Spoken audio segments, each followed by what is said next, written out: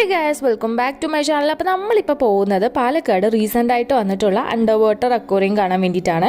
ഞാനും എൻ്റെ അനിയനും പിന്നെ എൻ്റെ ഹസ്ബൻഡും കൂടിയിട്ടാണ് പോകുന്നത്. ഞങ്ങൾ പോയത് നട്ടുച്ച വെയിലത്താണ്, അതുകൊണ്ട് ഭയങ്കര ചൂടായിരുന്നു, ഒടുക്കത്തെ ചൂട്, രക്ഷയുണ്ടായിരുന്നില്ല. പാലക്കാട് ഉള്ളവർക്ക് അറിയായിരിക്കും. അങ്ങനെ ഞങ്ങൾ അതിനകത്ത് കയറിയപ്പോഴാണ് ആ ഒരു ആശ്വാസം കിട്ടിയിട്ട്, ഭയങ്കര കൂളിംഗ് ആയിരുന്നു.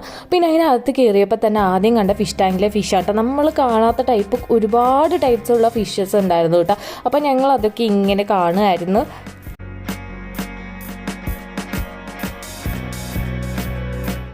പിന്നെ ഞങ്ങൾ ഇങ്ങനെ നോക്കിയപ്പോഴായിരുന്നു ഒരു സംഭവം കണ്ടത്, സ്റ്റാർ ഫിഷ്. ഞാൻ ആദ്യമായിട്ടാണ് സ്റ്റാർ ഫിഷിന് കാണുന്നത് കേട്ടോ. അപ്പോൾ 2 ടൈപ്പ് ഉണ്ടായിരുന്നു, രണ്ടും പല കളറായിരുന്നു. പിന്നെ പൈപ്പിൻ്റെ ഇടയിൽ ഒരു ഫിഷും കൂടി ഉണ്ടായിരുന്നു, അത് എന്താണെന്നറിയില്ല. അങ്ങനെ കുറേ വെറൈറ്റീസ് ഓഫ് ഫിഷസ് ഉണ്ട് കേട്ടോ. അപ്പോൾ കാണാനായിട്ട് നല്ല രസമായിരുന്നു.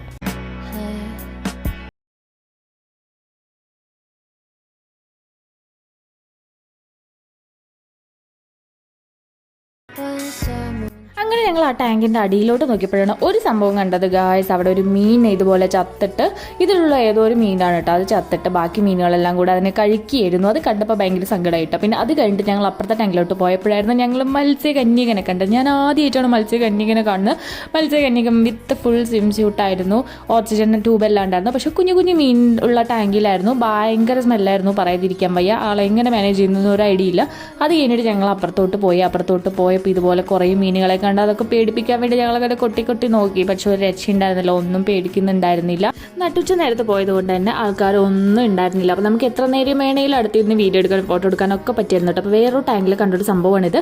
ഇതുപോലെ സീബ്ര ലൈൻസ് ഒക്കെ വരുന്ന മീനുകൾ, അതുപോലെ തന്നെ ടൈഗറിൻ്റെ ഷേപ്പുള്ള മീനൊക്കെ ഞാൻ കണ്ടിട്ടുണ്ടായിരുന്നു. പിന്നെ ഈ ഒരു മീൻ കണ്ടോ, ഭയങ്കര തിന്നായിട്ടുള്ളൊരു സാധനമാണ്.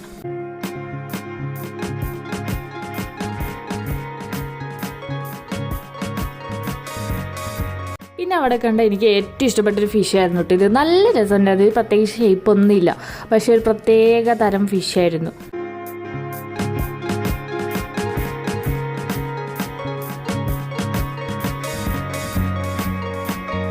പിന്നെ നമ്മൾ നേരത്തെ കണ്ട മത്സ്യകന്യകനെ പോലെ തന്നെ വേറൊരു മത്സ്യകന്യകൻ വേറൊരു ടാങ്കിലുണ്ടായിരുന്നു. അതാണെങ്കിൽ കുറച്ചും കൂടെ വലിയ ഫിഷിൻ്റെ അകത്തായിരുന്നു കേട്ടോ. വലിയ മീനായിരുന്നു അവിടെ ഉണ്ടായിരുന്നത്. അപ്പോൾ ഞാൻ ആലോചിച്ചു, ഇതെങ്ങനെ സാധിക്കുന്നു. നാളെ നമുക്ക് ഹായ് എല്ലാം തന്നു, ഇതുപോലെ കുറേ ഷേപ്സ് ഒക്കെ തന്നു കേട്ടോ, ഹായും ബായ് എല്ലാം തന്നു. പക്ഷെ വലിയ മീനിൻ്റെ കൂടെയായിരുന്നു. കാണുമ്പോൾ തന്നെ നമുക്ക് പേടിയും. അത് മാത്രമല്ല ഭയങ്കര സ്മെല്ലാണ് കേട്ടോ. അപ്പോൾ ആളെ ശരിക്കും സമ്മതിക്കും. നമ്മളിതിൻ്റെ സൈഡിലൂടെ നടന്നു പോകുമ്പോൾ തന്നെ ഒടുക്കത്തെ സ്മെല്ലാണ്. അപ്പോൾ അതിനകത്ത് കിടക്കുന്ന ആളെ എന്തായാലും സമ്മതിച്ചു കൊടുക്കണം. പിന്നെ അത് കഴിഞ്ഞിട്ട് ഞങ്ങൾ ഈ ടണലിൻ്റെ ടണലിനുള്ളിൽ കയറിയപ്പോഴായിരുന്നു ശരിക്കും രസം. ഒരു പ്രത്യേകത, ഞാൻ വേറൊരു യൂണിവേഴ്സിൽ എത്തിയ പോലെയൊക്കെ എനിക്ക് തോന്നിയിട്ടുണ്ടായിരുന്നു.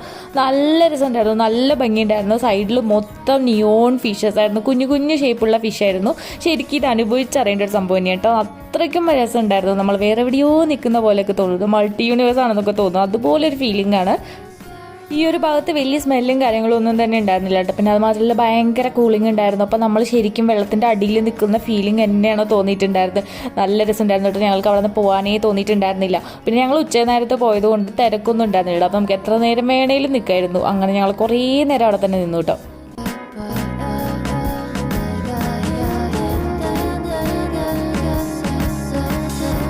പിന്നെ നമ്മൾ അപ്പുറത്തോട്ട് പോയപ്പോൾ തന്നെ തലയുടെ മുകളിൽ തന്നെ ഇതുപോലെ ക്രോക്കഡൈലിൻ്റെ ഷേപ്പുള്ള വലിയൊരു ഫിഷ് ഉണ്ടായിരുന്നു കേട്ടോ. പിന്നെ അത് കഴിഞ്ഞ് തൊട്ടപ്പുറത്തോട്ട് പോയപ്പോൾ ഇതുപോലെ കുറേ മീനുകൾ നമുക്ക് ഇതുപോലെ പോസ് ചെയ്യുന്നുണ്ടായിരുന്നു കേട്ടോ. നമ്മൾ ഫോട്ടോ എടുക്കുമ്പോൾ അവിടെ വന്ന് ഇങ്ങനെ പോസ് ചെയ്യുന്നുണ്ടായിരുന്നു, നല്ല രസമായിരുന്നു. പിന്നെ എൻ്റെ അപ്പുറത്തെ ടാങ്കിൽ ഇതുപോലെ കണ്ടാണ് വലിയ മീനുകളെല്ലാം ക്രോക്കഡൈലിൻ്റെ ഷേപ്പ് ഉണ്ട്, ഭയങ്കര നീളമുണ്ട് കേട്ടോ. അപ്പോൾ ഞാൻ അവിടെ കിടന്ന് ഇതിൻ്റെ ലെങ്ത്തൊക്കെ എത്രയുണ്ട് എന്ന് അളന്ന് നോക്കുമായിരുന്നു.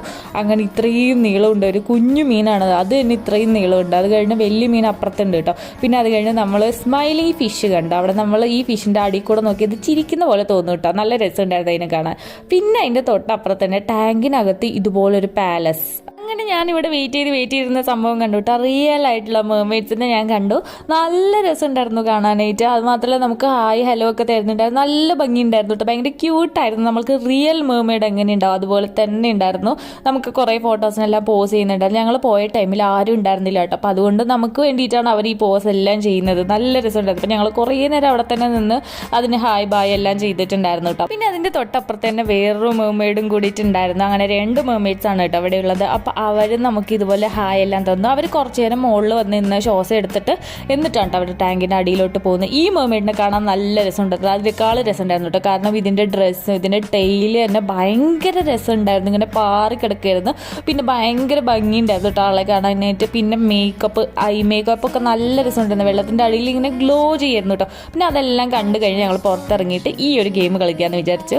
ഞാൻ ചെയ്ത ഏറ്റവും വലിയ മണ്ടത്തരാണെന്ന് എനിക്ക് തോന്നുള്ളൂ. ഞാൻ 50 രൂപ കൊടുത്തിട്ടാണ് ഈ ഒരു ഗെയിം കളിച്ചത്. നമ്മളിങ്ങനെ ബോൾ ഇട്ട് കഴിഞ്ഞ് ബോൾ വരുന്ന നമ്പേഴ്സിൽ വരുന്ന ഗിഫ്റ്റ് നമുക്ക് കിട്ടും. ഓൾമോസ്റ്റ് ആൾക്കാർക്ക് അറിയായിരിക്കും. എന്നാലും അങ്ങനെ ഞാൻ വിചാരിച്ചു എന്തെങ്കിലുമൊക്കെ കിട്ടുമല്ലോ. 32 ആയിരുന്നു എൻ്റെ ലക്ഷ്യം. ഞാൻ എത്രയൊക്കെ ബോൾ ഇട്ടിട്ടോ 6 മാത്രം പോകുന്നുണ്ടായിരുന്നില്ല കേട്ടോ. പിന്നെ ഞാൻ നൈസിൽ കൈവച്ച് ഇങ്ങനെ തട്ടിക്കളയാനൊക്കെ നോക്കിയപ്പോൾ ആളെൻ്റെ അടുത്ത് പറഞ്ഞു അങ്ങനെ ചെയ്യരുത് എന്ന് പറഞ്ഞു കേട്ടോ.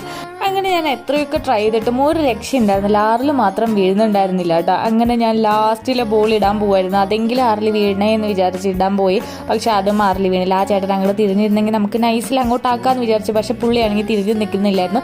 അങ്ങനെ അവസാനം എനിക്കൊരു പ്രൈസ് കിട്ടി ഗായ്സ്. അതാണ് ഈ ഒരു ടൂത്ത് പേസ്റ്റൊക്കെ ഇട്ട് വെക്കുന്ന ഈ ഒരു പെട്ടി.